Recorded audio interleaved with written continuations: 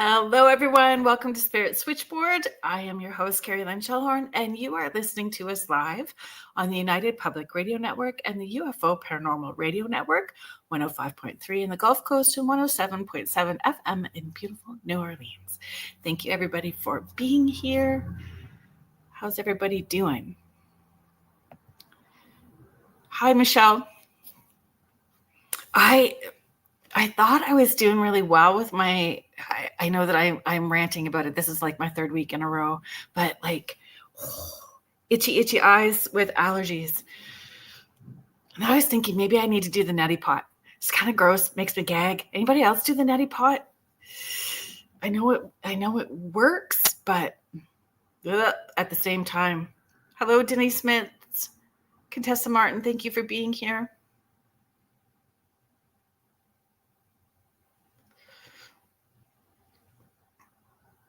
Hi, Victoria, Astrolite Paranormal.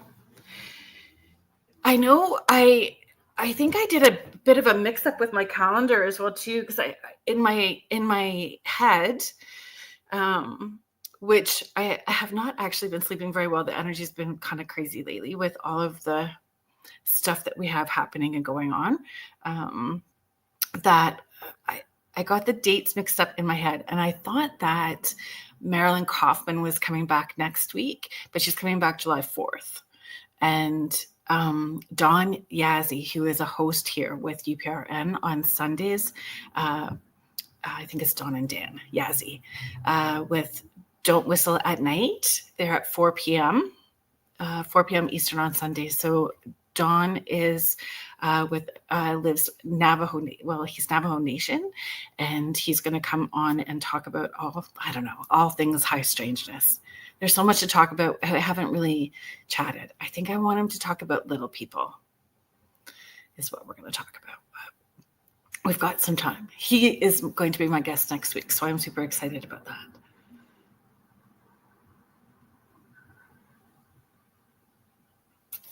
If you guys, I know if you follow me on social media, I have Kerrilynn's Morning Porch. I got so busy today that I didn't do my normal salty card post. If you guys, I always feel so bad about the salty stuff, and then I laugh, and then I forget about feeling bad about it. So they're called effing cards, or effing birds. And they're cards with salty language in them, but we use them for an intuitive practice, and I didn't get a chance to do that today. It's a full weekend of work for me this week. Tomorrow night or tomorrow afternoon, I'm at Guns Hill Artisan Cheese in Woodstock. It's the best cheese curds ever from there. And Colleen, the owner there, she had sent me this beautiful email. I think I got it in 2023. And she's like, we would love to have you here and give messages. And I would love for people to see what it is that you can do and what you offer to people with doing these live events and giving these gallery messages. And she said, and I will offer you cheese for life. I'm like, sign me up.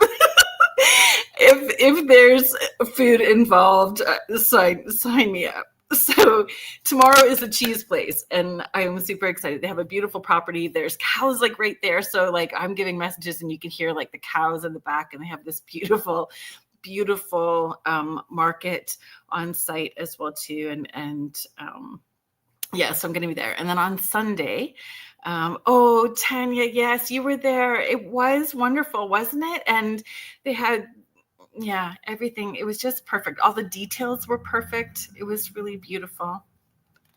Julie Dow, Joanne Belisario, please know that I did get your email about the tickets for August 10th, and I promise I'm going to get back to you. It's just been a very crazy week.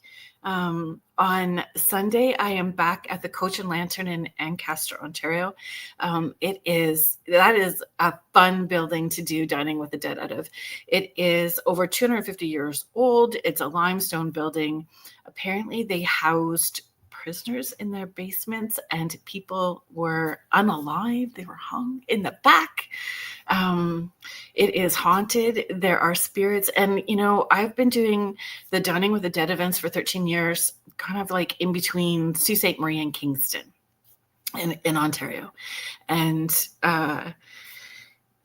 every time I'm at a venue, I'm like, if there are spirits in-house that would like to interact, I would love it if you would flick the lights or move a cup across the table or bring it on, do something. And I would just love that, because doing the dining events in a place that has that haunted history just adds this level to it, right? And Coach and Lantern served up. They sure did. It was the first time I did the venue there, and it was a lot of fun. And the lights were going off in the hall, and it seemed to be responding intelligently when we were asking questions. I brought all my paranormal equipment so people could play and have fun, and then I gave messages after. So, you're going to bring some new friends. That's awesome. Yes, and happy solstice. My guest reminded me about solstice today. Because again, like I said, I've not really been sleeping and have been super busy. So just trying to get stuff done that I wasn't even paying attention to the solstice.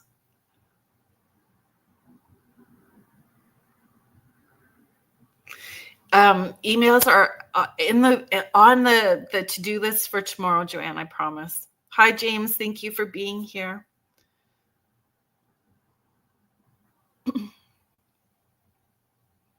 Thank you, Denise Metz. Yep, keeping it real and sometimes salty.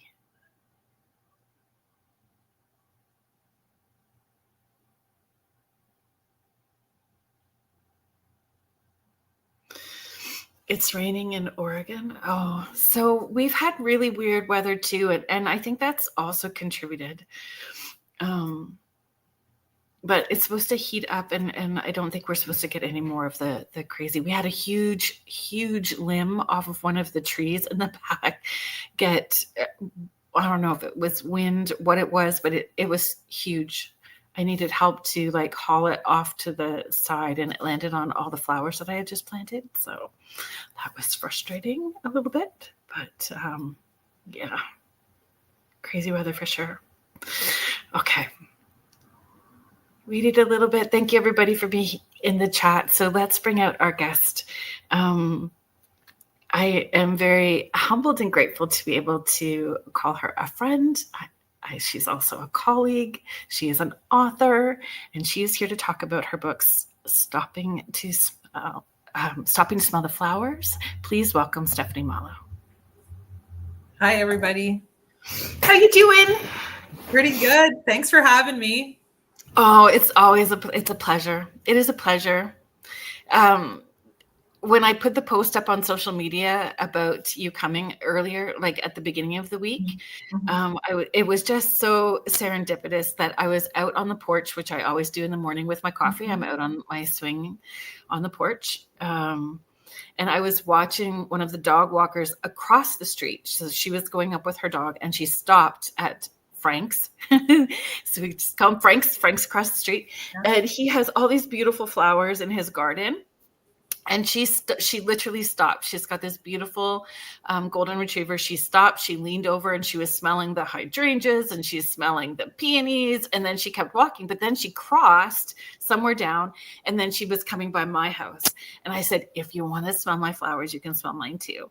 Because I have roses, and Frank doesn't have roses. And I said, I don't mean to embarrass you, but I saw you smelling Frank's flowers, and I do the same thing. Yeah. So please feel free. And she's like, oh, I'm with my people. She said, I worry. She said, I do a check around to make sure that people aren't staring at me before I lean over to start smelling. And I'm like, no, you're with good people here. Feel free.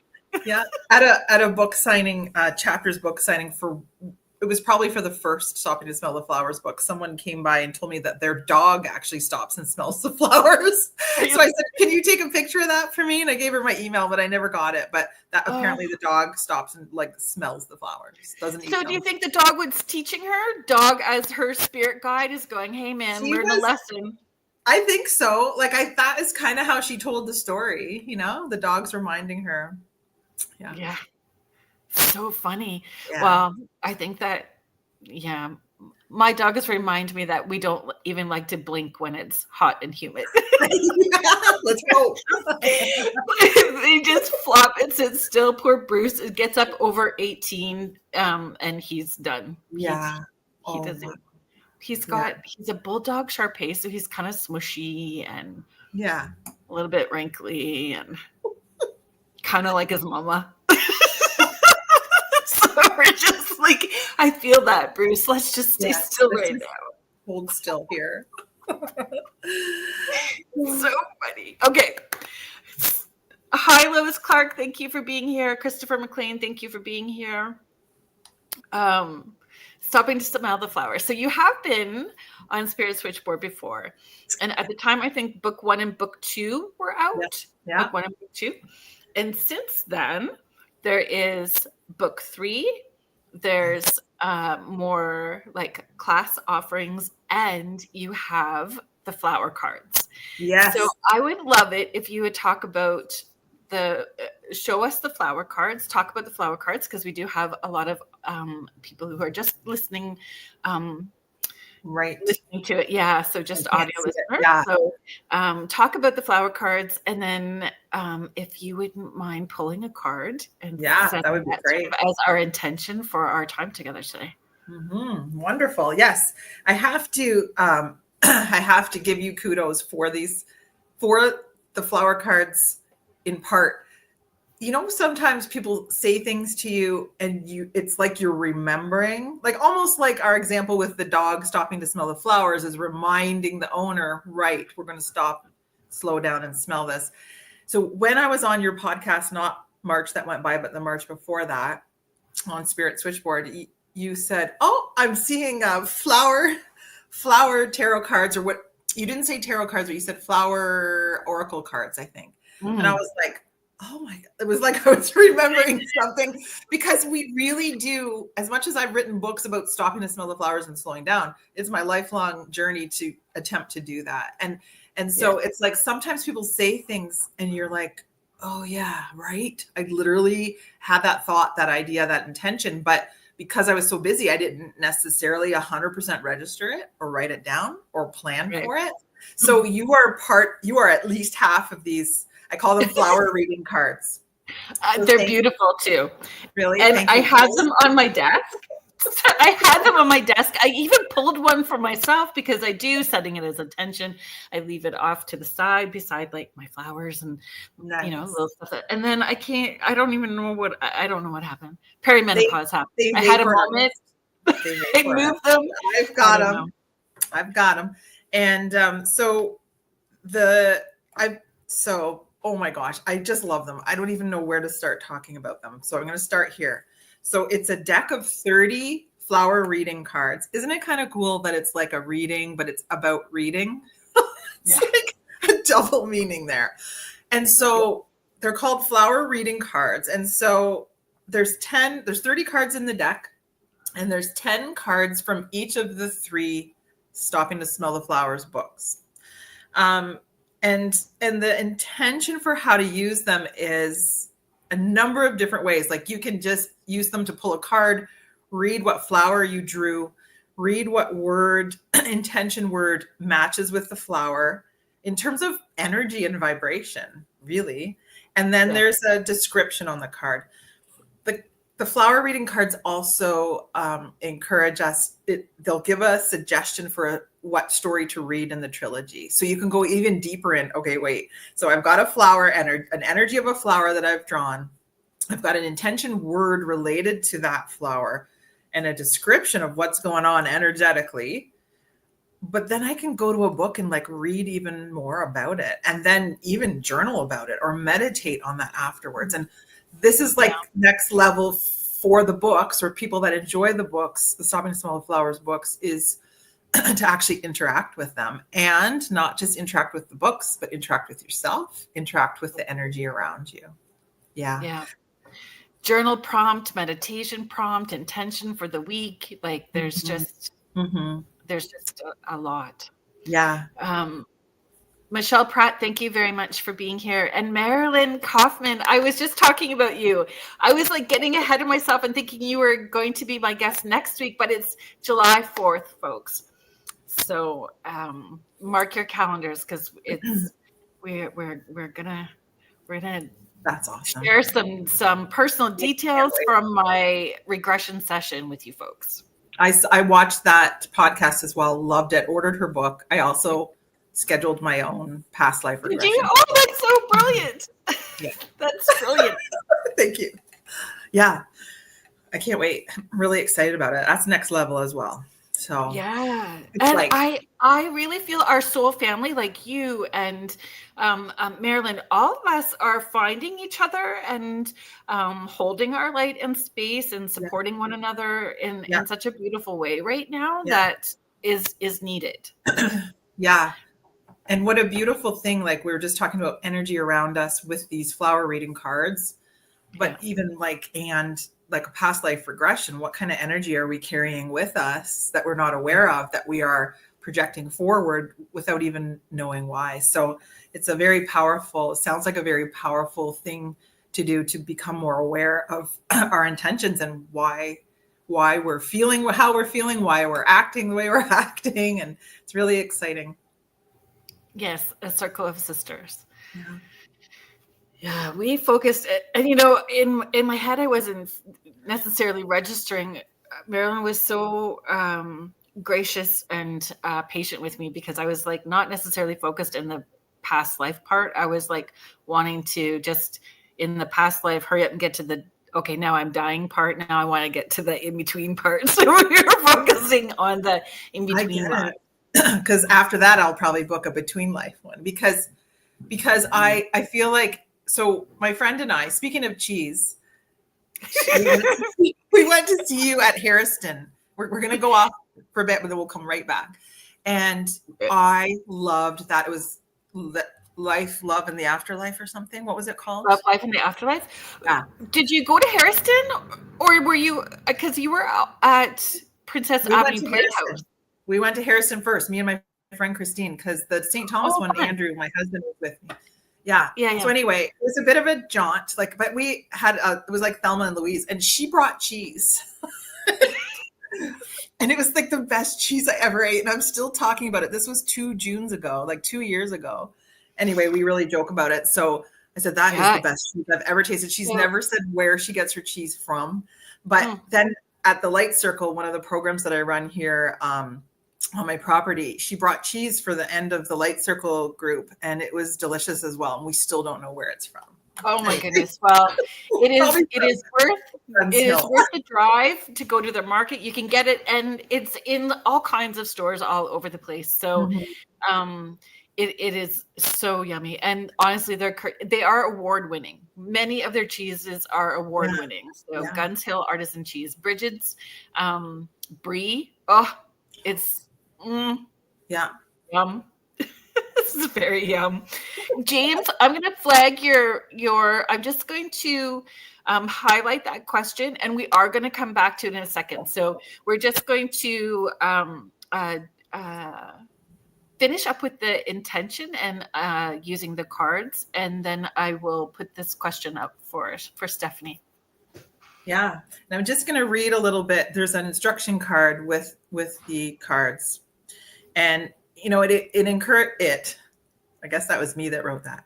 The cards encourage us to sit quietly for a few moments. So why don't we all do this now together as a group, like just kind of center into the heart space and sitting quietly for a few moments with the deck in your hands. So I've got it here in my hands.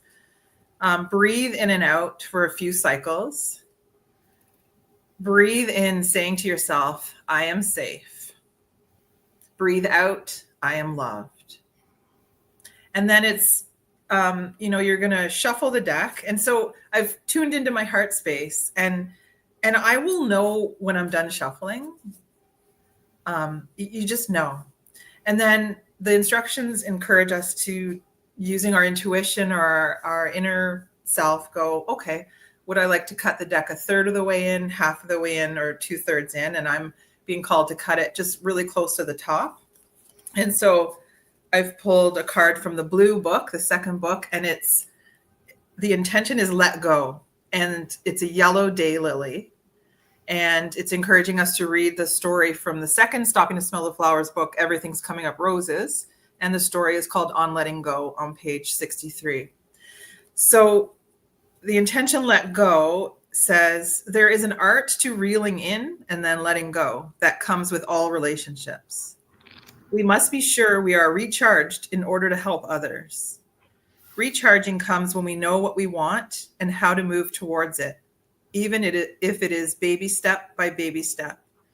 When we fully let go, that's when something good comes in. And so the card looks like this. And I'm just reminded too that when I was saying that I had an intention to do these cards before you mentioned it, I took all the pictures of the flowers. So I was already taking pictures, but I wasn't sure why. This is exactly how these books were written. I was writing stuff down. I was writing stories, and it became a book. It's like, it's not like up here in your head where it's like, I'm going to be an author. I'm going to write a book. Here we go. Page 1, page 2. I've got 10,000 words. It's like, it's coming from here. It's coming from step by step. I'd like to take a picture of that flower. And then it's like, the next day would be, there's more. There's 2 more that just bloomed. And then it becomes oh my gosh, could this be paired? What energy is with this flower? It's all intuitive. If we were to say, well, how did you know yellow daylily was let go? I'm not sure I could answer that, because it's how the cards came together that we can talk about a little bit later. And I'll see if my brain can remember, if my heart space can remember. Yeah. It was all energy and it was all intuitive. It was not, I did try to set up an Excel spreadsheet at first. And then I was like, Wow. Yeah. That would be the exact opposite of the energy that, created it, trying to. Exactly. It kind of numerize it, or because the Excel spreadsheet that I first started to set up I was like, and it's about letting go. I was like, how do I know if I'm going to leave a story out of this deck of cards that needs to be in it? So then I started to try to control it, and I had to let go. And it's like, I am so satisfied with every story reading suggestion for every flower. It's exactly how it's supposed to be. And so pulling out book 2. Yeah. I just wanted to see if cheese was in there. Probably is. No, there's not cheese, but there is food in the very first 4 words. See? The so-called sandwich generation. Yeah, there it is. There's probably cheese in that sandwich. And we know where it's from. Yeah. I love it. I'm just going to pull up James's question, and then I would like you to talk about the process, because there's some people that are just meeting you new today and don't know the story behind Stopping to Smell the Flowers and how they've evolved from book 1 to book 3 to cards and where you're at today. Yeah.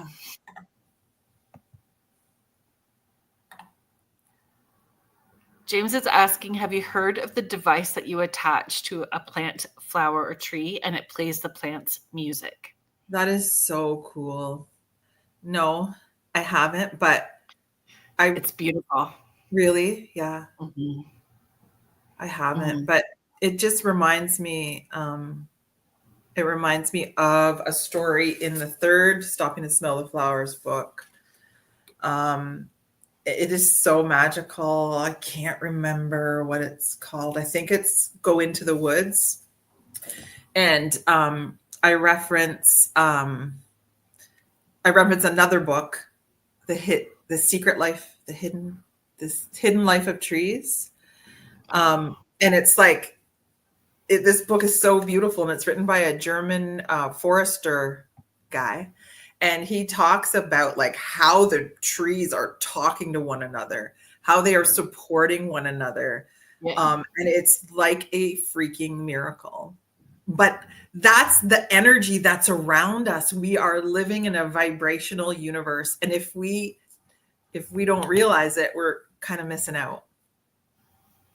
Marilyn is sharing, I just saw a video from England, and the man hooked up a similar device and also used an AI program. Yeah. And the tree talked. He called it the talking tree. Is it real?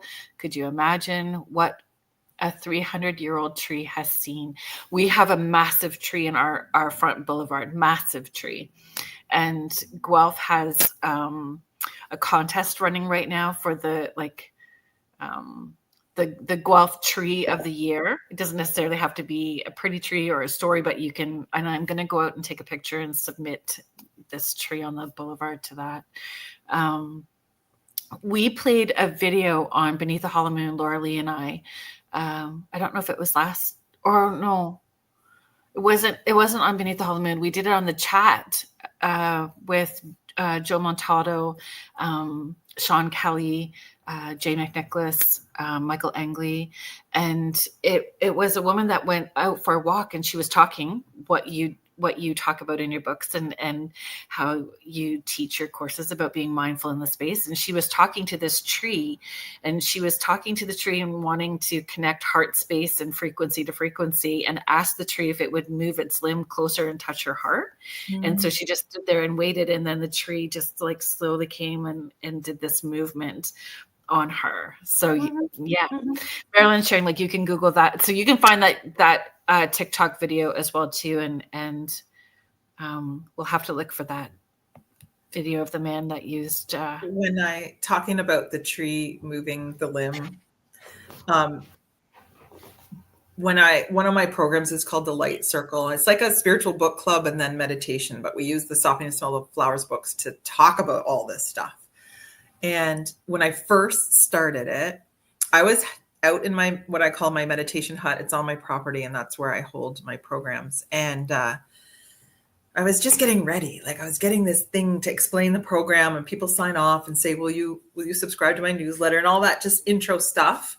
And I had clipboards, 5 clipboards all together. And I was almost done in there, and I was just happy. You know, you talk about like that intuition or that heart space. And I know I was just very grounded and very happy. And I thought, oh, I'm going to put these clipboards over on this chair. And I thought, oh, cool. I almost felt like a kid. It's like, oh, they all pile up one on top of the other, equal space. And I locked up the hut, and I went into the house. The next day I went out there to run the program. And there is there is a plant in the meditation hut that was beside the chair for sure, but it grows up. It's like viney, and it grows up over the meditation hut door to the left, like away from the chair for years. It grows along the frame of the door. It's beautiful. It's like the outdoors coming in. Anyway, first time ever, I have a picture of it. The next day when I came in, the vine had moved over to the chair and was across the clipboards. So we talk about that in the Light Circle. It's like there's movement, there's energy all around us, all the time. This is the first step is stopping to smell the flowers, because you slowed down, and then the work starts, because you actually, in the noticing, there's movement and creation there. And it's a practice. It's an ongoing practice. Yes. I call it an epic individual journey. It is epic. Totally. Yeah. And lifelong. Remembering to do it. And that's like, I run a meditation sessions, and a lot of people will say, oh, I'm interested, but I'm not good at meditating. And I say to them, meditation is just noticing. noticing sounds around us, noticing our physical body sitting in the chair, noticing our breathing. It's really just noticing and slowing down enough to notice how busy our brains are. You know, Yeah. it's just that. I have, we have personal mantras and phrases that we use. So in this moment, I only have to do in this moment. And it's one that I have to use a lot because I can get overwhelmed really quickly with all of the to-do list if I'm looking at everything all at one time. So I call it a bad brain day. So if I'm having a bad brain day, then that's what I keep saying. In this moment, I just need to do this. In this Yeah. moment, I just need to do this. Prior to that, I used to lie to myself a lot. I'm being transparent. I only have one session today, and I would do the one session, and I got through it. I'm like, okay, I just got one more session today until I was like done the day. Yeah, and that's the baby steps approach, right? Like it was like just this session. That's all that matters. It's all we can handle. And I think, you know, and grief and trauma and all that kind of stuff stops us in our tracks. So we can only really, really pare it down to just this one thing right now. You know, it's really amazing how those things can stop you in your tracks too. So where I'm always like talking about noticing and energies all around us and we can create from there, we have to be gentle with ourselves too, because we're not going to be at that level all the time every day. It's a process too. Sorry, I talked over top of you. Oh, that's okay. No, it's fine. Well, I was going to take that and move it to like, what role did spirit or intuition play in creating the books and getting it started? Or grief. Yeah. Intuition and grief. How did that all start? The third book, Stopping to Smell the Flowers, the Space in Between, was 100% actually, technically, probably something like 85% written from a place of grief. But it is very spiritual. It is, I'm brave enough to talk about what I experienced when my mom passed in 2020. It's like, I do believe it's time for us all to speak up. And if we're having these experiences or these knowings, just state your truth. It's yours. You witnessed it. So there was so much communication from my mom after she passed. Like, it was remarkable, and it continues. It continues today. So the third book was motivated by grief, in a sense that I needed to tell the world what I was witnessing. Like, beautiful. And then rolling back to the first one was 100% a tap on the shoulder. I don't know if anyone else feels those things, like, and I don't really mean like a tap on the shoulder, but like energetically, it was I was being called to write a nudge. Yeah. And so the way the books became to be, like the way they manifested, I suppose, because they're in physical form now. I always liked to write. It brought me joy. So I had all these little pieces, sometimes very small pieces of paper, sometimes like a napkin from a restaurant, like a disposable napkin. I wouldn't take a fabric one. And or a piece of paper ripped out of a notepad. And I had all these stories like loose. And I remember thinking, well, what do I do with this? You know, maybe it was in a shoebox or something like that. What do I do with all this paper? Like, what is this? What is this? Like, you start to sort of face, what is it that I'm doing? And I thought, well, I'm not going to throw it out. I kind of like it, what I've written here. I'm going to type it out in case my kids one day want to read this. But it was while I was typing it out, I was aware that I was saying to myself, okay, next piece of paper. Oh, this story goes between these two stories for sure. And then I was like, oh, this one's at the end. And then I was like, wait a second, this could be a book. And then that was the tap. And I'm like, no, it couldn't. No, I'm just trying to organize my stuff. But as soon as that tap or that nudge happened, I couldn't let it go, because I wouldn't have been true to myself. I would have just been guided by fear. And that's the thing. When we know what our spirit, our soul knows our truth, and our truth and our soul are at a specific frequency. Mhm. And when we lean into what is truthful to us, our body responds, we light up, we, even if it's inconvenient. And it often is. It is often inconvenient. Mhm. Mhm. And it puts you over here as well too. Everybody else could be going in this direction. Yeah. And your truth, your intuition, your spirit it's got you here.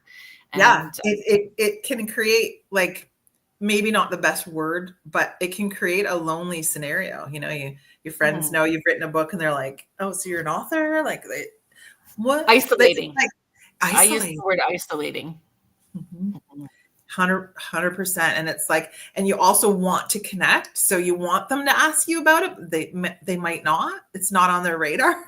So then you're like, what is that? Like, it's not that comfortable to listen to your intuition at times, but you are growing and you are being true to yourself. You are evolving. Mhm. So in the evolvement, how did stopping to smell the flowers evolve? Yeah. So it's like, um, definitely, I do.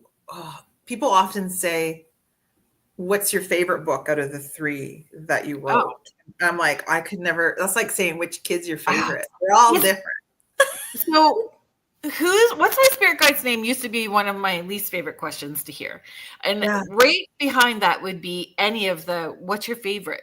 What's your Yeah. favorite? And I'm like, I don't know. I pretty Yeah. much like I like it. I want to experience it all. Yeah. I love Yeah. it all. Yeah. It depends on my mood Yeah. and what I'm doing and who I'm Yeah. with and Yes. the time of day and if the Yeah. moon is out, like, or if my Yeah. sock seam is crooked. Yeah. It all depends. But the closest I was able, I'm proud of myself in a sense that I thought I should be able to define each one. Like, I've been selling the books at markets and things like that. And so it just, I mean, surprise, surprise, it just kind of came out. Yeah. Because someone was like, and quite often people are like, buying the trilogy for sure, which is really exciting. But sometimes people just want to invest in one of them to see, do I like this, or they might be buying one book for someone. So which one should they get? So I wound up saying, I was like, well, if I were, and it's kind of like the flower reading cards, it's like, if I were to put one word to the first book, which is Stopping to Smell the Flowers, Extraordinary Observations of Everyday Life, I would call it joy, because that was like kind of like this pure innocence in like writing it and following through with the tap on the shoulder, the nudge, seeing the first printed copy, like I created something. The whole process was new, and I kind of relate that to joy. It's like this pureness to it, which is joy. The second book I said is grounding. So it's like, I mean, that story that our card asked us to read is about, you're raising your kids and your kids are growing up as your parents are aging and you're learning to let go, but you're needed. It was like this balancing thing, which required a lot of grounding. So there's a lot of stories about grounding in the second book, which the subtitle for that Stopping to Smell the Flowers book is Everything's Coming Up Roses. And then the third book, like by the third one, I was 100% trusting my intuition and I do believe I channel when I'm writing these stories. You And can so the feel it. third book, yeah, and it's fast. So the third book was like, just enjoying that. I'm like, here's another one. Here's another story. Let's go. That's right. So it's by the third one, it's very spiritual. So I call the third one spiritual for one word. And it was just great to write because I feel like the writing is richer. There's more in depth. And the third book, the subtitle is The Space in Between. I did a little twist to that one as well, which was following my intuition. So after each story is a story about the story. So it's almost like the author That'd be me, I guess. Kind of going, does that ever happen to you? Like, do you think this about that? Or I was thinking this, and kind of like a little bit deeper into what the heck was that all about? And so it's kind of fun. So it evolved in that way too, with the story about the story. So the second story will have the same title as the story, but then a subtitle, The Space in Between, because the idea of calling it The Space in Between is there's some sort of energy going on between here and there, which can be in a whole bunch of things, between where we are right now and our goal, between this physical life on Earth and the spirit world. There's a lot of space where I do believe we create in that vibrant space. And the gift and the blessing that you are giving us is you are on this journey and you are exposing this journey raw. Here's my journey, and come along for the ride with me. Yeah. And here's how you can have your journey at the same time. Yeah. Yeah.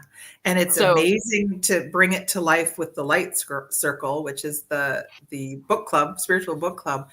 And I was nudged to do that too.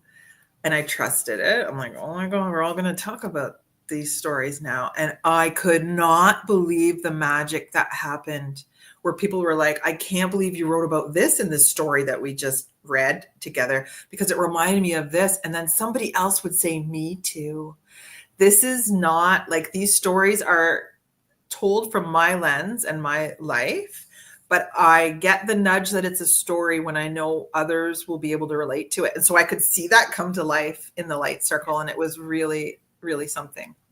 And that's very important. Like, when we understand our purpose is to share the gift of who we are unconditionally with the world around us. And then we're giving those people permission to do the same. And so all of these people who are feeling a little uncomfortable, know that there's something more, ready for a different purpose, questioning why they're here, are these people who are finding this gift where it is not, it's relatable. It is in just enough snippets where it's not demanding. Not demanding. No. Mm-hmm.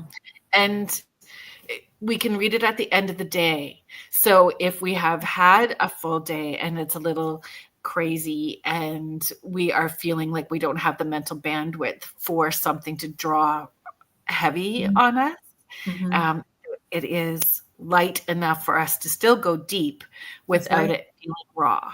Yeah. It's like yin and yang stuff going on. And before the flower reading cards, in order to direct us what to read, I would, and I still do this, tell people, take the book and flip it open. It's almost like shuffling a deck of cards and cutting the deck and seeing what you chose. Flip it open to where it looks like you should stop. And that's your story. And when people order the book through my website, so I mail it to you, I will open the book and put a bookmark in. And I just know, that person needs to read that story where the bookmark went in. So it's I put mine back so I could tell people where my bookmark is. Really? Yeah. Was it meaningful? Yep. I'm going to share it. I love it. Yep. It's like going to the woods. It was exactly what you talked about. Yeah. Wow. That's cool. Oh my goodness. Isn't that neat? Yeah. And I don't look at the titles and go, oh, Kerrilynn needs to go into the woods. I'm like, whoop, there it goes.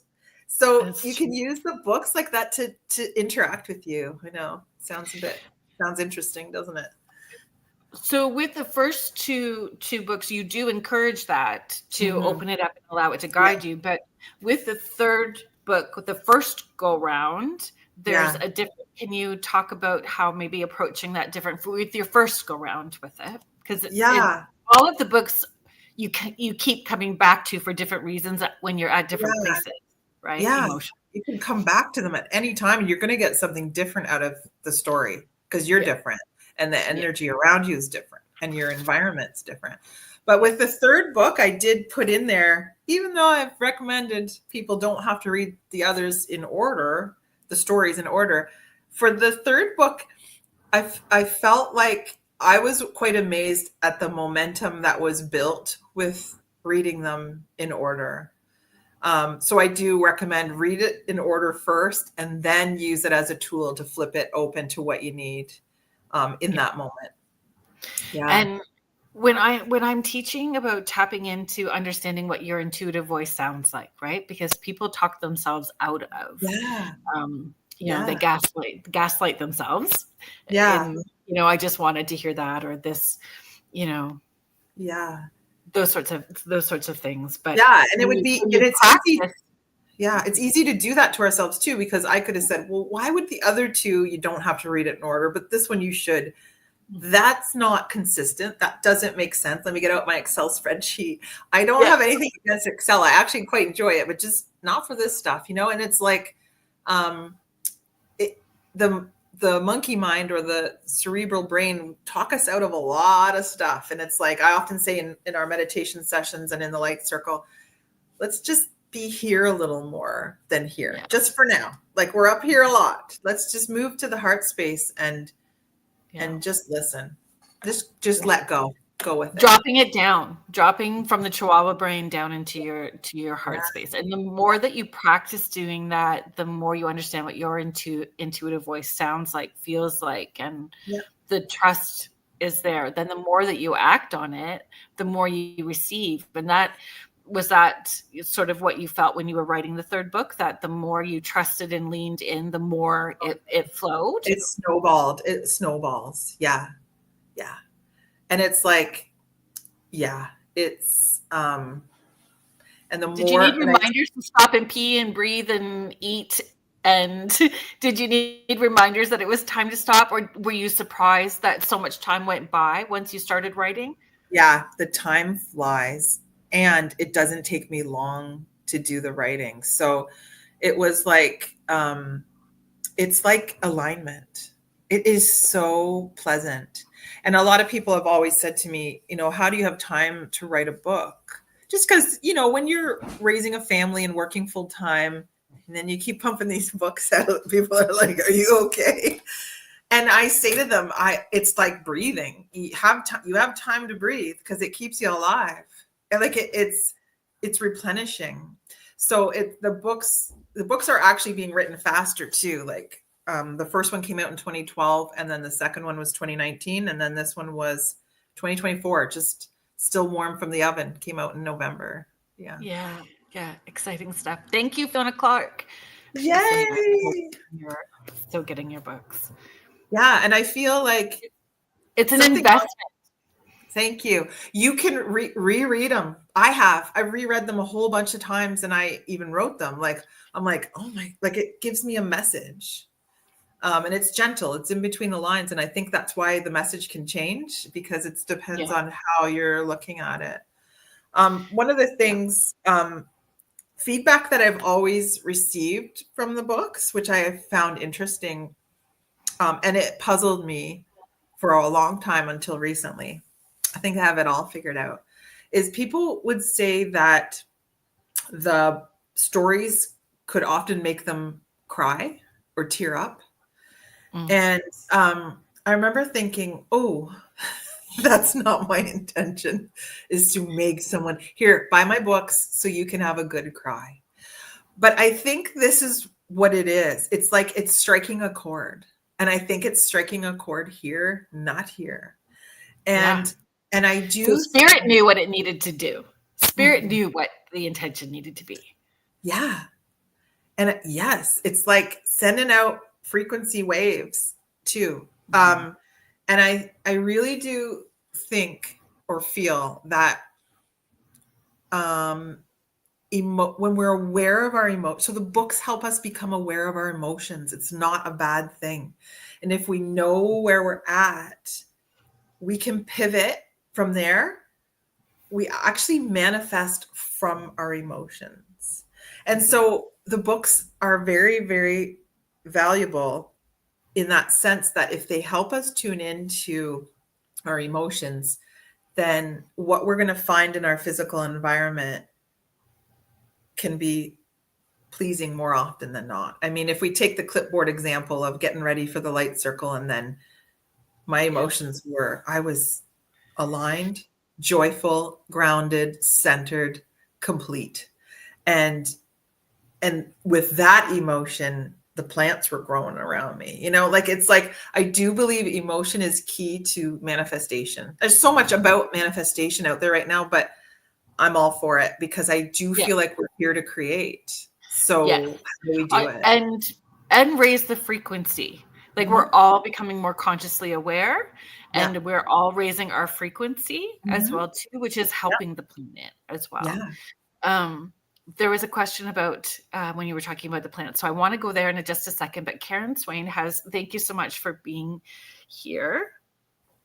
She has a question, and I wondered if we could read. So Karen's question is, what are some of the stories in the books? Could we read the story that goes with the card that we pulled at the beginning? Yeah. Are you comfortable with that? 100%. Yes, of course. So the story on letting go, and I'll read the story, but I think it also might help, Karen, that at the back of the second and the third book, I hadn't thought of it for the first one, there's categories of stories. So in the second book from the card we pulled today, the categories in this one are solitude. So this is story categories: solitude, rest and recharge, lost and found, purpose, synchronicity and symbolism, hobbies and interests, relationships, presence. So it gives you a little bit of a feeling of what, imagine stories could be organized in those categories, what they're all about. Okay, so our story, Everything's Coming Up Roses on Letting Go, page 63. Okay. The so-called sandwich generation simultaneously and ever so slowly releases control of their kids as they grow up, while also letting go of the notion that their own parents can protect or help them in any way. It's like the art and sport of synchronized skating, slowly stepping away from parenting their children as they grow and evolve, while inching towards parenting their parents. Both the children and the elderly want and need their independence, and our job, as now parent to both, is to guide. This process can be painful because it's not a straight line. Like skating, you glide from one direction to the next, this way, then that, and try to average a straight line to your goal. Some days you're over so far on one side or the other, it feels like progress may be impossible. It's the art of letting go while reeling in closer, of respecting each other's boundaries, with love being the constant current running beneath it like a river. Both the kids and the aging parents need you, but both are moving towards leaving you. One day, if all goes according to plan, the kids won't live with you. And one day your parents will no longer be present, in this world at least. This will repeat over and over, as it did for our ancestors and their ancestors before that. How do we get through this? One tactic is to acknowledge the good you see in those whom you parent. That's a surefire way to garner respect and to foster a joy-filled relationship. Tell them that they do well. Tell them what they do well. Let them know you see their true essence. It's also equally important to look after yourself as you facilitate this process of letting go. Remember the things you like to do and do them. Carve out time for yourself. The more people need you, the more they need you to be ready to help. The only way to help well is to be as rested and recharged as possible. Recharging comes from doing the things you like. You are important as this epicenter of inevitable change. That's beautiful. Thank you. There's a lot in that short story, to unpack. Mm-hmm. Mm-hmm. Even though, we most of us or some of us are showing up for others a lot, whether it's parenting or like looking after your aging parents, everything always comes back to you. Everywhere you go, there you are. And so you need to be recharged. And everything always comes back to joy is our birthright. We start there. What would you say to someone who feels disconnected from their spiritual path? Yeah. I think I would say, it's that slowing down piece. It's that stopping to just breathe for a bit. It's that drinking your coffee or tea while it's still hot. How long does that take? 10 minutes? Sit down. Like, it will come in, that connection to that spirit and your spirit guides and your inner self or your spiritual self. It comes when we stop. And it's a 24/7 flow. Yeah. Where we are, like, you start to understand that we are always connected. Yeah. So it's always there. It's never like over here where I have to sit in 30-minute meditation. But if I just and there's here and there. Yes. And pausing. And then I would also add to the pausing and breathing and stopping. I would also add one more thing to reconnect to your spiritual self. And that is to name how you're feeling. Name it. Name the emotion. Mm-hmm. That's being real with ourselves, because a lot of times I'll be like, for an example, I'll get up in the morning, I'm excited about what's going to happen. And I'm like, why do I feel like this? I was excited about whatever. And you got to roll the tape back a little bit and go, okay, it's okay. How am I feeling? I think I'm feeling sad. Okay. Is it sad? No. I think it's actually like loneliness. Is it loneliness? No. Like, keep going. Like, actually, I'm kind of angry. I'm angry about that. Oh, now we're getting somewhere. If we hadn't done that and we just got up and did our day, we've skipped something, which is disconnecting us. Claim it. Yeah. And then we can pivot from it. Oh, let's say the emotion is, what did I say? What did I come down to? Angry or something? Did I say that? Let's say it's anger. No, I think I'm actually angry. Oh my gosh. Like, I'm surprised, but this is it. I'm angry. Then back to the baby steps, pivot to something a little more non-angry, or a little step up from there. We can't go from angry to joyful. It's like pivoting to a better feeling thought from there, and watch what happens. You've redirected your energy. Do you think that the trust journey is part of that, like learning to trust the intuitive nudges, right? Yeah. And letting go, like our hard part of it. Yeah. Let go. I'm telling you, when publishing these 3 books, I had various panicky, fear-filled feelings about it. Yeah. Like thoughts like,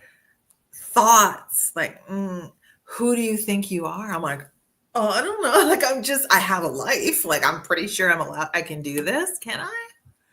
Like, who do you think you are? And so that's coming from something else. That's coming from potentially like things we've been through as people on the planet, how we've been conditioned. But we can pivot from it. Who do I think I'm not?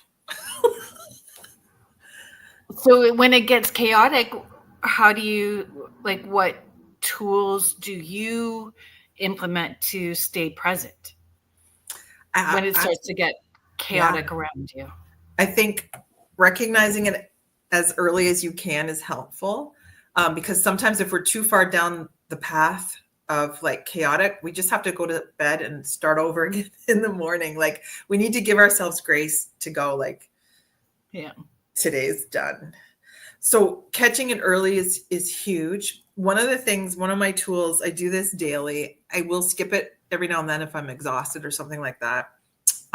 Is I make a list. I call it on my phone because I'm even too tired to write it, because usually I'm lying down. So I just type on my phone, and it's a list of appreciation. So I'll put the date. I have an iPhone, so it's under notes, and I'll be like June 20th. And it's coming from here, not here. And it's like stuff that just makes you feel aligned, joyful. Oh, that was fun. And so for today, I'd put on Kerrilynn Shellhorn podcast. Someone said they're going to order my books. And then it'll be something else, like Andrew and I had French fries from the French fry truck for supper tonight. They were delicious. And then it'll be like, it's like, and it can't be something that you should feel good about. You got to watch here and you go, oh, no, not putting that on there because that's got a whole host of other things attached to it. And nope. And then what I do with this list of appreciation is I put an asterisk beside the top 3. And I say to myself, even if they're all tied, all these points about lists of appreciation, even if they're all tied, which ones get the asterisks beside it? And I'm like, oh, sometimes I cheat. Sometimes there's like 5 asterisks. I'm like, whatever, they're all tied. And then I do a green check mark on the number 1 thing that happened today. Then I just walk around like, because more comes from that. More goodness comes from that.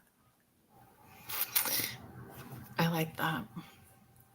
When my kids were small, when they were leaving for school, I would say, don't forget to thank your joy guides for the fun things that you're going to get during the day today. And they would go, what are we going to get today? And I'm like, I don't know. Tell me about it at the end of the day. At the end of the day, we would regroup and I'm like, tell me about the good things that you got during the day today. Right. Yeah. So it was instilling that, finding those joy things in the small moments, right? Somebody gave them a cookie, somebody held the door open. Yeah. There's always at least one thing. Those small moments are huge too. They're huge. So, what is a small, I'm going to put this out to the chat. So I am going to do the station ID. So James, I remembered without prompt today. But for listeners in the chat, what's one small practice that brings you peace during your day? So we were talking about what's you and I will chat about that as well too, but please put what's that one thing that you do that brings you peace during the day? Because maybe what you do will inspire somebody else that's in the chat to try that if they're struggling. And Contessa Martin, I understand such a yo-yo. It's been up and down constantly of late. I think there's lots. We have our world is topsy-turvy. Lots of fear going on with things. Lots of changes are happening. Our governments, both the United States and Canada, have had lots of upheavals. The world is upside down right now. So yeah, what's the one thing? What's one small practice that brings you peace during your day? So if you would like to share in the chat, we'd love to hear about it. And I'm going to do our station ID now.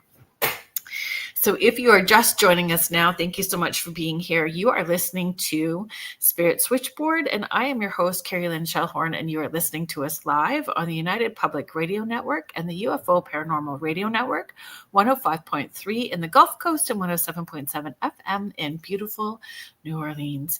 If you are enjoying the shows with UPRN, please head to their website, uprntalkradio.com. We have all kinds of new shows that are starting on the network. We have new shows that are lined up on our Friday nights. We have new shows Wednesday. I think that there's more Sunday too, actually.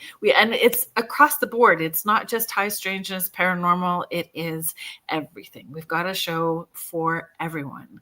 So please head to uprntalkradio.com. And I think the website is actually changing as well too, where some of the hosts will be able to share their swag and merch. There's Paranormal Heart has these awesome mugs that she sells for her shows. And yeah, so you can pretty soon, I think you're going to be able to head to the websites for the merch stuff, which would be super fun.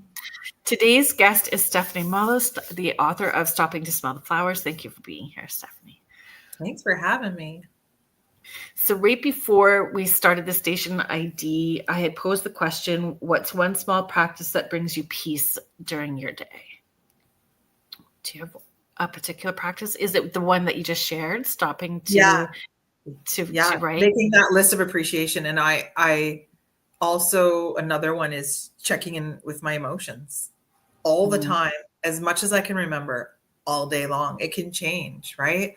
And so if I can name the emotion I'm feeling, then I can shift to a little bit of a better feeling emotion, and hope that it snowballs positively from there. With the list of appreciation, if I'm feeling down or an emotion that's not as pleasing as it could be, I will start the list of appreciation right away. I'm like, okay, so my eggs and toast were delicious. And like, it has to be legit and like not being silly or making stuff up. It's like, well, that's nice. I had eggs in the house. I ate the eggs. I'm not hungry. Like sometimes it's that simple of what the list of appreciation is, to pivot off of. So some days I have to start early. So sorry, Stephanie. That's okay. I was just saying some days I have to start the list of appreciation early. But when I've had a good day, I usually do it in the evening because I like the idea of going off to sleep after you've selected that one thing that you picked out of all the positive things that was your favorite. Yeah, the gold nugget. The gold nugget of the day. Yeah. I feel I appreciate that you're acknowledging too, like that it's not we're not ignoring the uncomfortable emotions. It's okay to be angry or sad it's okay to sit in that too if you need to for a while. Sometimes we move forward, like we have to acknowledge all of that. If we pretend that those are not valid or real emotions, and we're still gaslighting and creating other issues that need to be talked about. We have to be real with it and then say to ourselves, like I always like to say, okay, I'm having this yucky feeling right now, or this is awful. Yes, it is. Yeah. And when I'm ready, now where do I go from there? Because movement's good, you know. But I said to my husband yesterday, I was like, can you believe what 2025 has been like for us? It's like nothing I could have ever imagined in terms of challenges. Yeah. And over continuing. And highs at the same time. And what? Sorry? Like, and exciting things at the same time. Yes. Equal traumatic and equally exciting. There's a shift happening. It's like tectonic plate shifting for sure. And stuff's rumbling and falling and cracking and breaking. So I talk about out of the cement. Yeah. I talk about her all the time. Joni Templeton Skinner, she has True Crime Beyond the Veil. So she's an astrologist. I've seen some podcasts with you on with her. Yeah. And she's saying this energy is going to ride. This ride is like this until at least October. So we have to buckle in till October and put our tools, which is why it's a practice, put our tools into place, right? Yeah. Contessa Martins is sharing snuggling with my cats, bring me so much joy. Oh, Michelle Plummer. I eat a wedge of Gouda cheese like a kid eating a chocolate bar today at the beach, watching the waves and smiling at the sun, savoring a moment all to myself. Beautiful. Marilyn is sharing. It's summer. I love watching my garden grow and I smell the flowers. That's beautiful. Yeah. Denise Smits is sharing. I enjoy sitting on my deck drinking my morning coffee after feeding my demanding birds. Yeah. Exactly. Joanne Belisario. Gratitude journal, all experiences with nature, inspiration from the porch. Oh, thank you so much. Sitting outside on the porch early, and it's even earlier in the mornings now, like before it starts getting warm out. But those early mornings on the porch for me is just quiet, and my intuition, I'm aware that my intuition is the loudest and clearest first thing in the morning. So I've started to be okay to give myself permission to not respond to requests or questions or anything at nighttime because I'm tired. And I know that I'm wibbly wobbly with my boundaries, and I'll just keep agreeing and then be resentful later.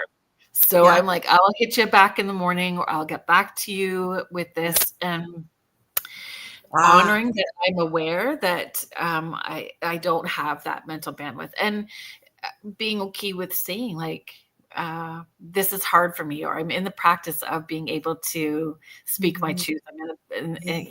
I'm practicing all of this, and it's a good opportunity. Yeah. And I have another practice. If anyone wants me to send it to them, I can. But I listened to this. It's a 30-minute Louise Hay meditation. I have listened to it every morning except a couple of mornings for the last year and a half.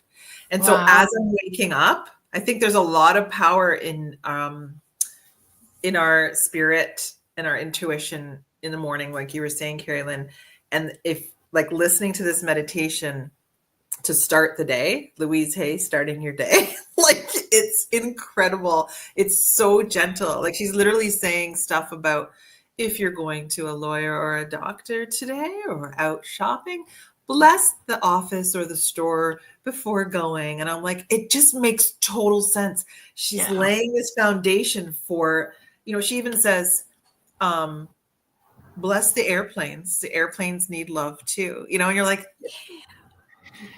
So your house has energy. I did a talk once about the soul of a bank barn. Yeah. Yeah. The soul of a bank barn. I did this whole talk about the soul of a bank barn. I love barns and bank barns. We just are ghosts now. We have these like ghost foundations. We have very few, bank barns left anymore. And I did this whole talk about the soul of a bank barn. Yeah. But I've done that, encourage clients as well too. If you have those like challenging coworkers, to ask Archangel Michael to go ahead and clear that energy and bless it before you even get there and your path, and thank them very much on your way. And it's so true. It's setting the intention and like actually a frequency out in front of you before you start your day. Maybe I did not hit that properly. There we go. Hello. Hi, Heidi. Thank you for being here. And we can do that with everything that we do, right? When you're eating your cheese, what is it that you're needing from it? What is it, what is your intention with it as well? Yeah. So telling it what you're eating it to do. There's a part in the Louise Hay morning meditation where she encourages you to say just this one part, to say it out loud. I approve of myself. I always think if my son or my husband's hearing me from the bedroom, I approve of myself. They're like, she's getting up any minute now. That meditation's almost done. It seems silly, but it is so important. I'm like, oh, here's the part where I talk. I approve. Say it out loud. Write it down. Write down your intentions. Makes them more powerful. Synchronicities. How powerful are synchronicities? What clearly it was part of the journey with the books.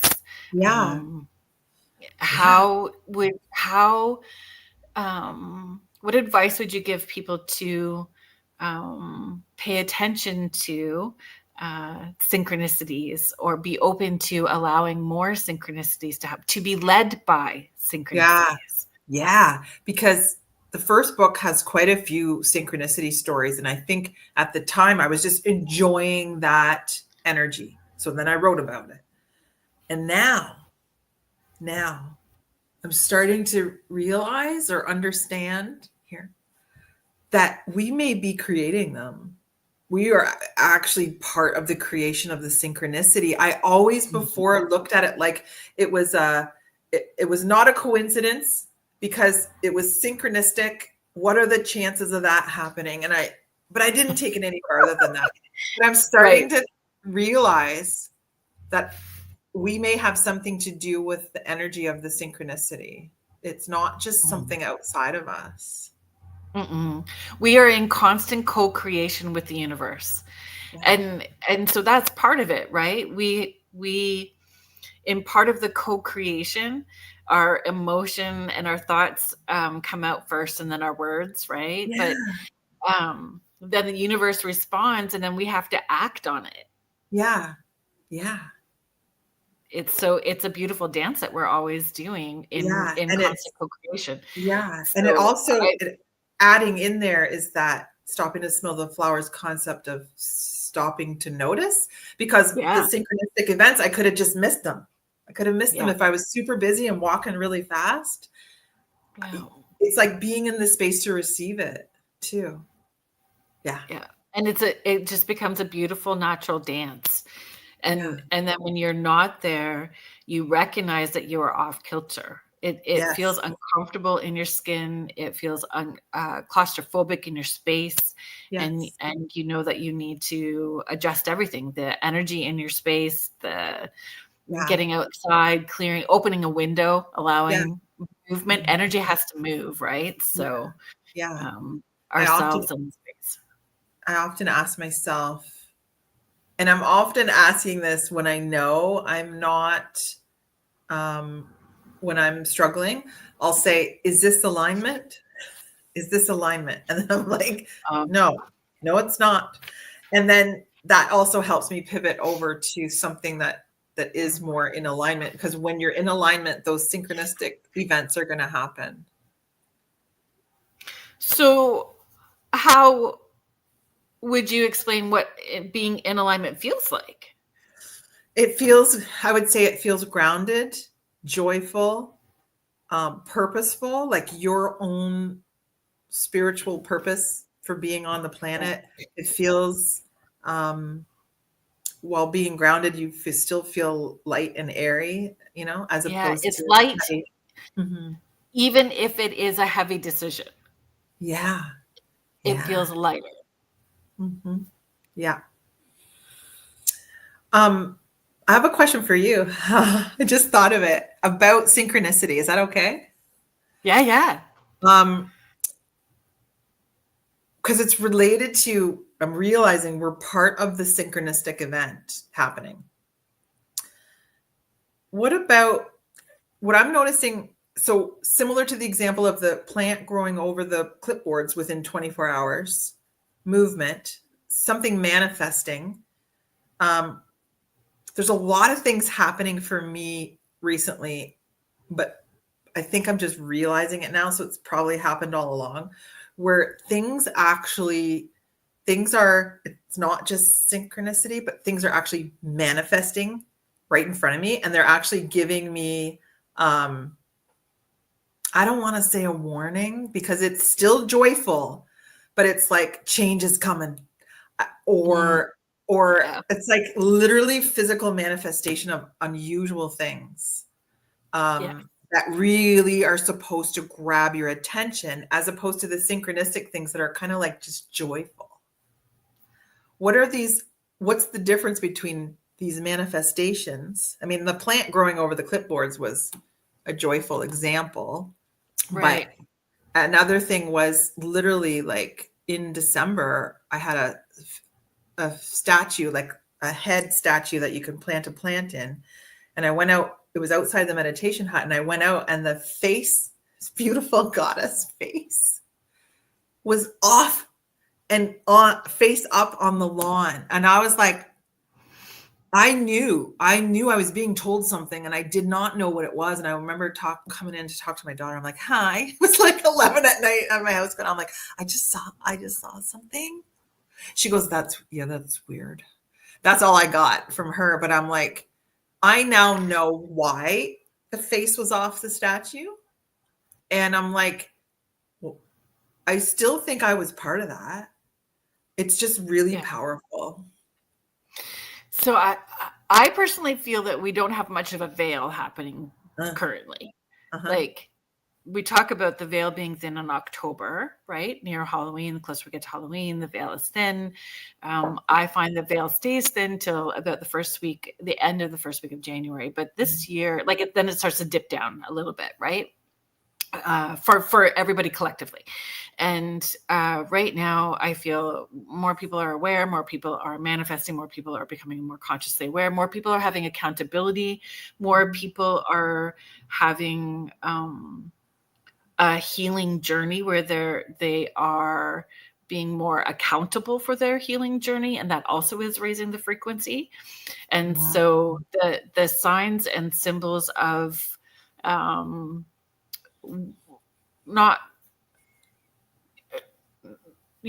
that change is coming, things are about to happen, making room, get ready to make room because something else is coming. Are very fast and clear. And I mean, once you get into that space of alignment where your thoughts, words, deeds, and actions are all in alignment, then everything happens like this. super fast. It's really powerful. It's like, Yeah. it's really taken me aback a little bit in how actually powerful we all are. Yes.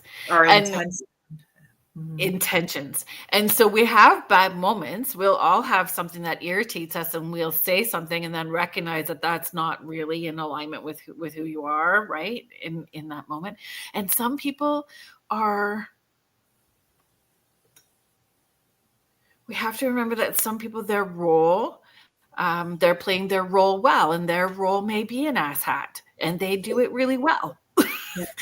And they are in full alignment, and that's just where they're at. And we have to let go of the expectations that we have for them to change, or judgment or opinions about any of that. And remember that our focus is doing what we need to do, and connecting with our ancestors as well too, which I think also is even more loud and apparent for some people who are tapping in and doing that work, that it's shifting on the other side, which is bringing even more forward for us, and opening really the door here. It's really something, because A whole face coming off is super fun, because I know where I went like, ooh, someone's two-faced, and you are going to see from a new perspective very quickly. Yeah, because it wasn't, to me, it's like, if something cementy is gonna break, it's gonna kind of crumble or like break in a bunch of pieces. To see her face lying down on the grass, face up, it was almost horrifying. But I just know it was supposed to be legitimately buckle in. Not bad. My life's gotten better since then. I love my life, but it was a big change. Oh, yeah.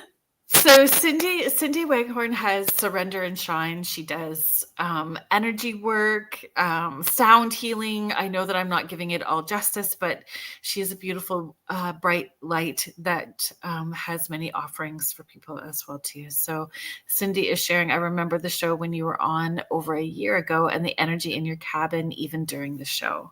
Mm-hmm. Yeah. I love the story about the coffee pot. So great. I have the video of it. Like, it's unusual activity. It was so joyful. But we did the last session before Summer of the Light Circle, and every single, like, I was almost like embarrassed. Every single light that I had on was flashing. And I'm like, is that bothering anyone? Is anyone like prone to any kind of epileptic? Like, I can't get it to stop. So we're either going to sit here in the dark, or we're going to just, every single light was like, la, la, la, la, la, la, the whole time. Okay. So I always feel I'm going to ask a question, and I'm saying this with lots of love and respect as well too, right? I still left brain certain things. So not saying that it wasn't spirit activity.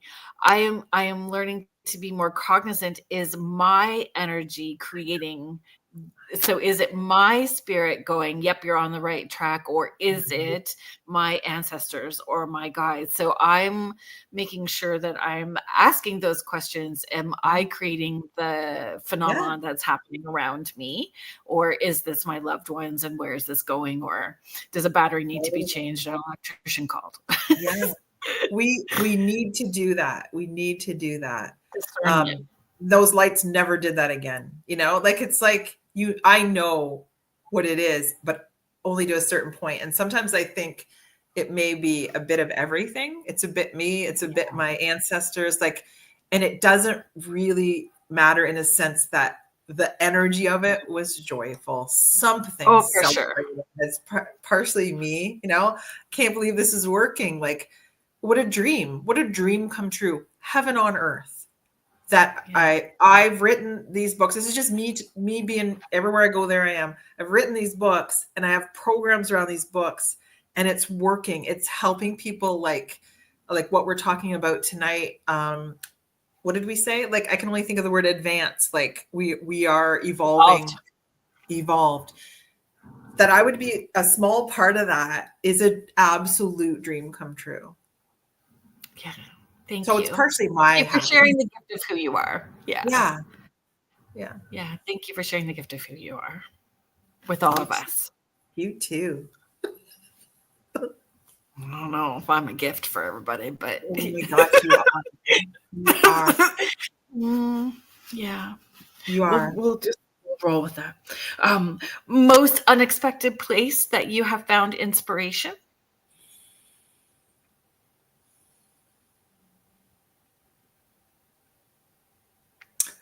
I don't know if it's, yeah, I would say floating in my pool on a floaty, looking up. Like, I just read that story. yeah, I'm like, get me on that floaty because it's like, it's just funny to think if you're floating and you're on your back and you're looking up, that's where the inspiration comes from. It's like you're in a state of you're kind of at, what am I trying to say? Like vulnerable, like lying there floating. How do you get off the thing? But like, yeah, unusual but fun. Yeah.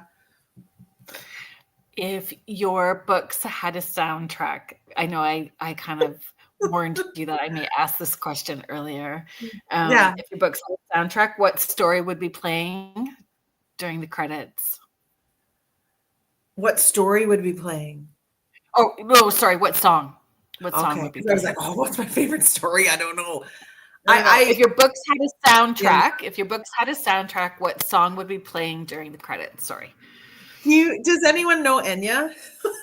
Like, I've been Yes. obsessed with Enya since high school. So it would be some Ditto. Enya song. It would be yeah, I just can't, like, it's so spiritual but joyful, right? So it would have to be Enya or AC/DC. So fun. Or Queen. No, one extreme to the other. Yes. I love it. Let me see if I Yes. can I find. say all the time that that's how I want to live. I want to live like Enya in a castle with my pets. Yeah. Doesn't that sound, you make your money, you just make that and then live off the interest in a castle with your pets. Yeah. It can be done. Yes. I'm trying to find the exact. I listen to Enya every morning while I do yoga. I love that. So I have found, actually, I think that Melody from Mindful Jewelry and Crystals in Sarnia, you guys Oh, yeah.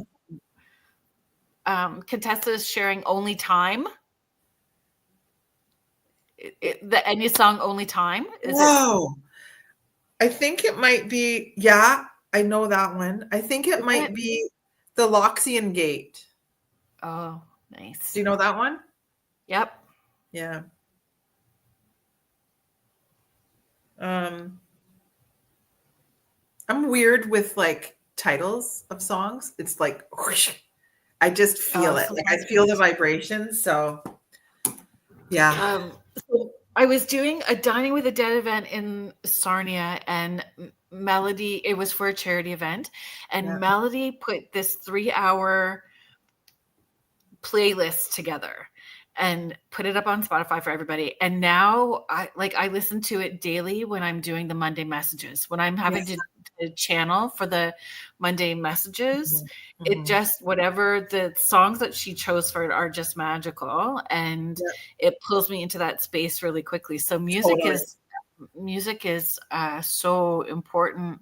Again, it's frequency, and everybody's frequency is going to jive with something different. It depends on the task and what we're doing. Cleaning is a totally different. Traveling is a totally different soundtrack. But when I'm needing to extend, for sure, it's when I get on a plane. I'm not a really good flyer, but I'm doing better lately. I have to listen to Coldplay. I can't listen to anything else. Just Coldplay. And I remember once the plane was taken off, and they're up and up. It's a song where they're singing. I don't know if it's the title, Up and Up, Up and Up. And I'm like, oh my God, alignment. Here we go. Up and up. And I remember Melody, the Sarnia crystal store lady, helped me out. I've had some weird crystal things go on as well in terms of manifestations, where last summer, what do you call them? It's not a wand, but it has the point on the end. Is it a wand? The crystals? A pillar? Yeah, maybe. So one of mine broke right in half. Like right down the middle. You know how they're thick, right? And I didn't drop it. I had taken it to the beach, and it just felt called to do that. That's a whole other story. And put it in my purse. We drove home, and I have this habit 9 times out of 10 where I clean out my purse every time I get home. It's part of alignment. That trip's done. Your purse is ready to go for your next trip. And so I'm reaching in my purse to pull out the crystal and put it back in the meditation hut. And I'm like, what is that in the bottom of my purse? It felt like sand. It was like crystally, get it? Felt like sand. And I pull out the freaking, let's just call it a wand with a point on the end, severed in half inside my purse on the drive home. I'm like, this is like very similar to the face off the statue. And she was able to help you with that? It did its job? It did. And I was even like very Steph-esque, like, no, I'm not done with it. I'm going to take the 2 pieces. And I took one to work and I had one for at home. I thought, no, it just needs to be at work and at home. And a few weeks later, I'm like, no, it's done its work. I was having trouble letting go of it because it did help me so much, you know? Mm.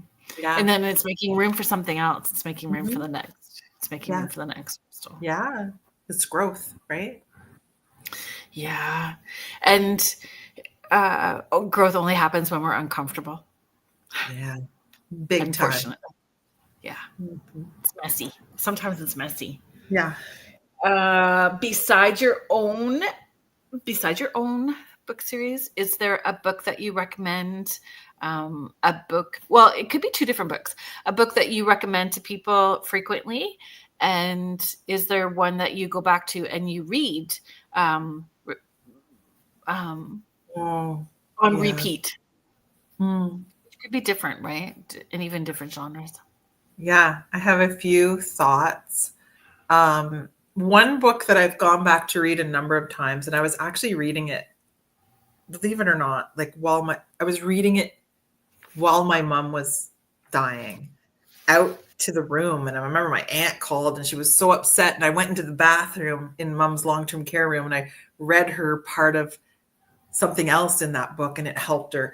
And it was A Return to Love by Marianne Williamson. Oh, it's beautiful. Really special. Have you ever read it? Mm-mm. No. It's really important to me. There's another book that I would highly recommend that I read recently that we used it for the first Light Circle group because I was testing my idea about the Light Circle book club. And it's by Jessica Zweig.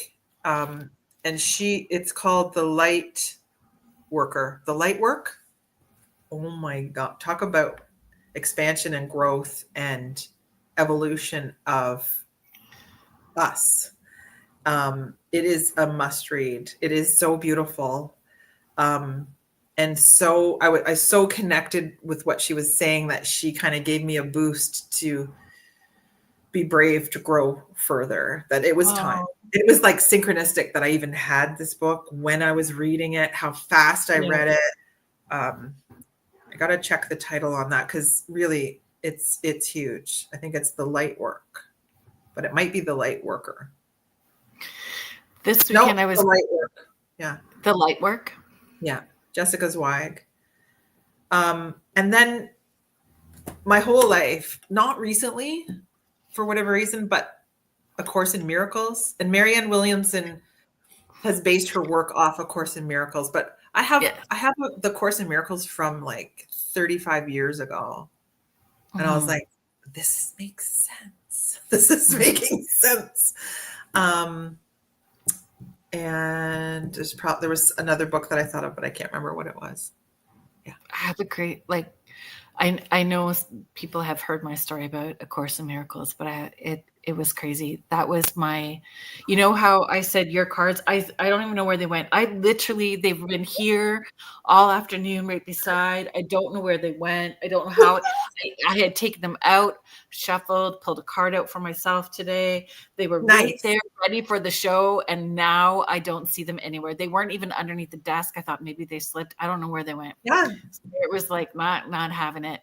And that's how I got this 3-ring black binder in a locked storage unit sitting on a green, like velvety armchair. When I opened it up I'm the only person that had it when we were kind of in between places. And my kids were small, so we were at the storage unit. We went to the storage unit to get out a change of clothes, to change up toys, all of those things. And I would sit on the chair while the kids would ride their bikes. And I flipped open the storage unit door, and this big, thick, black 3-ring binder was on the chair, and it was A Course in Miracles. And I don't know how it got there. Yeah. I don't know how it got there. Yes. There's no chapters. There's no chapters. There was no pause. Like, there was no pausing. There was no stopping to smell the flowers. And I didn't realize that you needed to pause when you were doing this book. So I was like steamrolling through it. I was like humming, vibrating, and there was all kinds of stuff happening. It is a powerful, it is powerful. Yeah. And you have to implement it. And speaking of implementing and pausing and all of that stuff, you have a workbook that goes with this as well too, right? Do you want to talk thank you for that. Yeah, it's called The Art of Presence. So it's a guided journal. It's available. You can order it through my website. And there's 8 topics. One is called A Place Called Home. One is called Grief.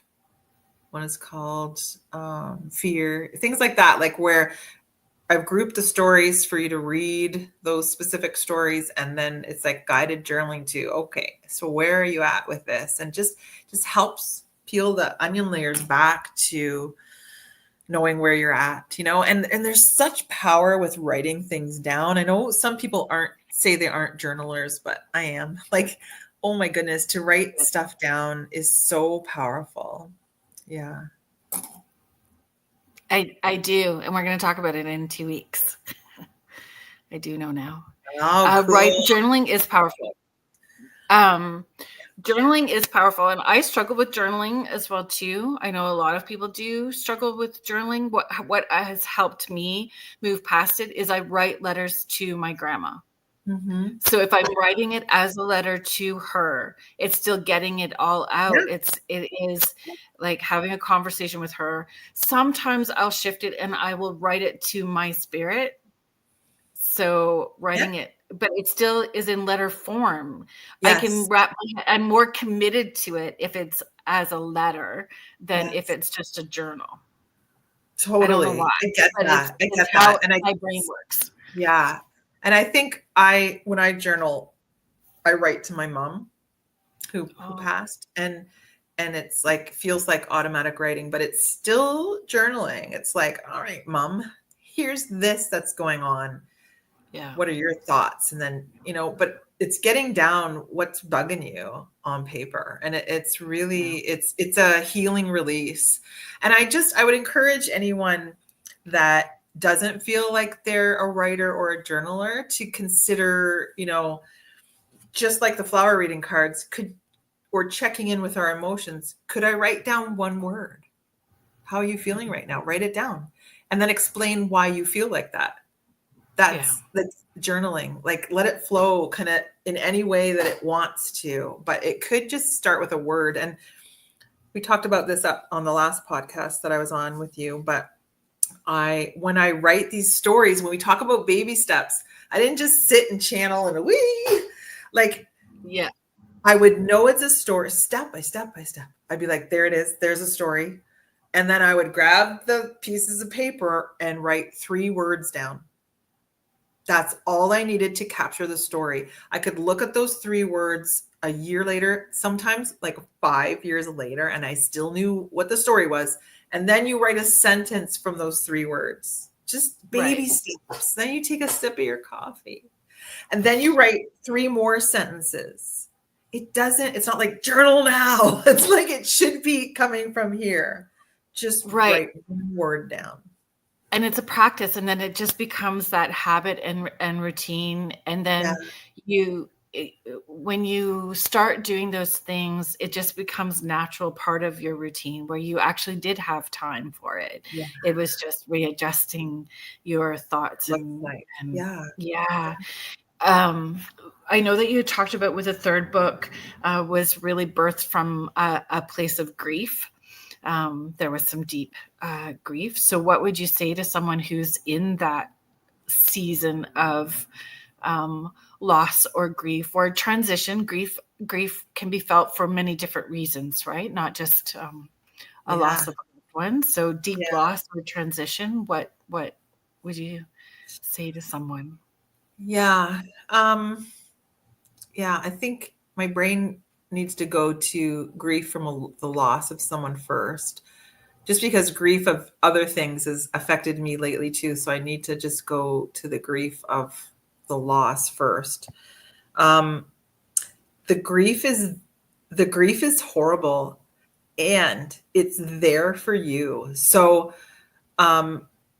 it's like it has to be, we have to sift through the grief, and it can take years. It can be get better and then it's back again and go like waves. It is part of the process of being human. We've lost someone that it's our job to carry on without them. And Kerrilynn, when I said you're a gift, thank you for sharing your gift too. You saved me, because I couldn't figure out. It's like I knew what I knew, but I couldn't. I was like, what do I do?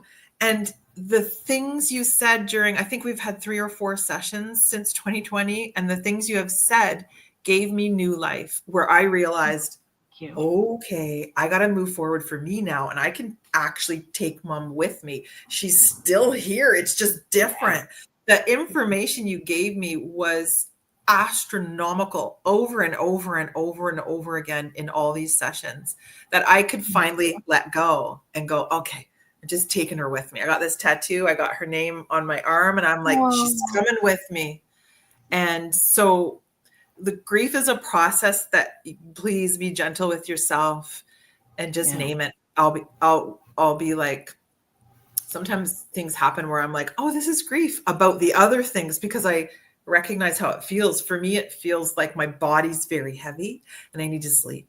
I'll just lie there. I won't sleep. I'll just lie there. Like, give yourself the space to move through it. And it will pass. And when it passes, you're going to open up to all these synchronicities and all this communication that, whether it's through Kerrilynn and an appointment with her, or with signs and symbols around you that are placed, so that you are like, that is crazy. They're talking to you. They're talking to you. Yeah, I would add, and not comparing. Like, don't compare your grief journey to somebody else's grief journey. Yeah. It's all like, individual. It is. It is.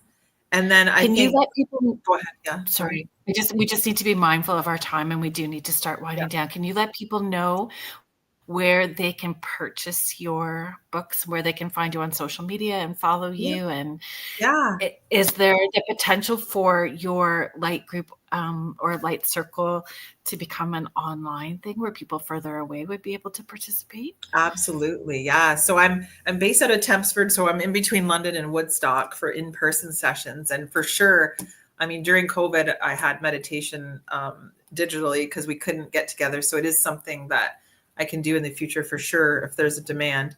Go to my website, stoppingtosmelltheflowers.com. You can subscribe to my monthly free newsletter so you can keep up to date with the happenings going on and thoughts about Stopping to Smell the Flowers. I'm on Instagram, Stopping to Smell the Flowers book. I have 2 Facebook things. One's a page and one's a group. So the group is Stopping to Smell the Flowers, a healing and resource center. And the page is Stopping to Smell the Flowers, Extraordinary Observations of Everyday Life. And the books are on Indigo and Amazon, and like Friesen Press was the Canadian publisher that I used for the second and the third book. So you'll find them there. Ideally, I mean, get them wherever you want, right? But if you order through my website, it helps. It's the best margins for me. Like, there's not a lot of margins in books. You'll find other things on my website too, like Stopping to Smell the Flowers merch, like necklaces, t-shirts. I got to upload the t-shirt pictures. I'm reordering. And other bookmarks, stuff like that. Like, so it's a neat gift to give someone as well. So keep Yeah. my website in mind. I really appreciate it. Did I cover everything? Thank Oh, if you order, I just remembered, if you order anything on the website, I have a special that I created for anyone specifically listening tonight. So you can get 10% off if at checkout you type 10%. So like 10 and then percent, all one word, lowercase. So that's my gift to you. Thank you. That's so generous. Thank you so very much. Yeah, no problem. And there was something, I can't remember now, but I look forward to having you back on the show because it's always fun having you back. Thank you. Always so fun. Thank you to everybody that was participating in the chat and sharing time, space, and energy with all of us. Thank you so very much. Please stay tuned for Jeffrey Pritchett with Church of Mavis. He is up next. And next week, Dawn Yazzie of Don't Whistle at Night, fellow UPRN host, will be joining me here. So thank you so much, everybody. Thank you to the United Public Radio Network, the UFO Paranormal Radio Network, 105.3 in the Gulf Coast and 107.7 FM in beautiful New Orleans. Have a good night, everybody. Thank you.